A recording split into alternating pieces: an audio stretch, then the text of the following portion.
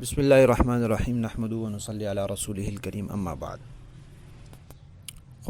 15 روزہ اسلامی عقائد کورس کا 7واں عنوان ہے عقائد سے ناواقفیت کا نتیجہ۔ ناواقفیت کا مطلب معلوم ہی نہ ہونا، پتہ ہی نہ ہونا۔ عقائد سے ناواقفیت کا نتیجہ کیا ہے؟ ہم یہ جان چکے ہیں کہ صحیح عقیدوں کا ماننا فرض ہے، اور جب پتہ ہی نہیں ہوگا، واقفیت ہی نہیں ہوگی تو مانیں گے کیسے؟ ماننے کے لیے جاننا اور واقفیت حاصل کرنا ضروری ہے۔ اس لیے کہا جاتا ہے کہ عقائد کا جاننا اور ماننا فرض ہے، کیونکہ جانے بغیر ماننا ہو ہی نہیں سکتا۔ اس لیے فرمایا کہ جاننا بھی فرض ہے اور ماننا بھی فرض ہے۔ دوسری بات یہ ہے کہ عقیدہ جو ہے وہ انسان کو اللہ تعالیٰ کی پہچان کراتا ہے، اللہ کے رسولوں کی پہچان کراتا ہے، خود اپنی پہچان کراتا ہے۔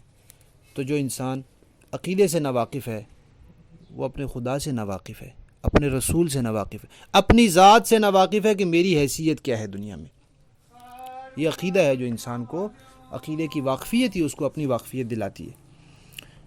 اسی طرح عقیدے کی ناواقفیت اس کے دین سے ناواقفیت ہے۔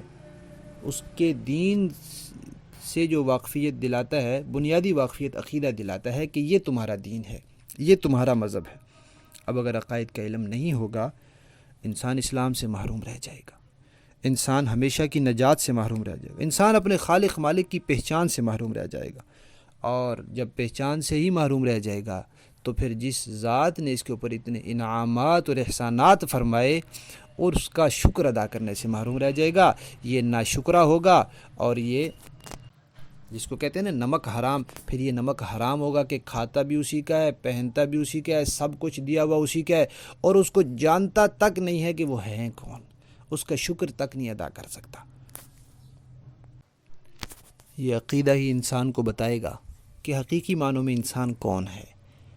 اگر عقیدے سے ناواقف ہے تو یہ انسانیت سے ناواقف ہے، اس کو پتہ ہی نہیں کہ انسانیت کسے کہتے ہیں، حقیقی معنوں میں انسان ہوتا کون ہے، انسان کہلانے کے لائق کون ہے، اللہ تعالیٰ نے انسان کہا کس کو ہے، پھر انسان کا مرتبہ اور شان کیا ہے اللہ تعالیٰ کے ہاں، اس سے بھی ناواقف رہے گا۔ یہ ساری چیزیں عقیدہ بتاتا ہے، عقیدہ سمجھاتا ہے۔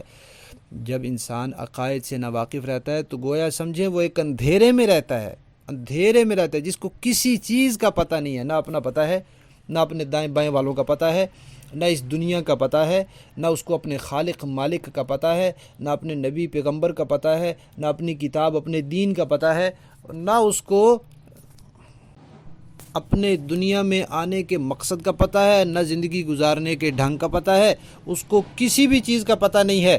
وہ جاہل ہے، اور جاہلوں میں سے بھی ایسا جاہل ہے کہ جو اپنی اس جہالت کی وجہ سے جاہلوں کا سردار کہلانے کے لائق ہے، اور یہ ناواقفیت اس کو ہمیشہ کے لیے دوزخ میں جھونک دے گی۔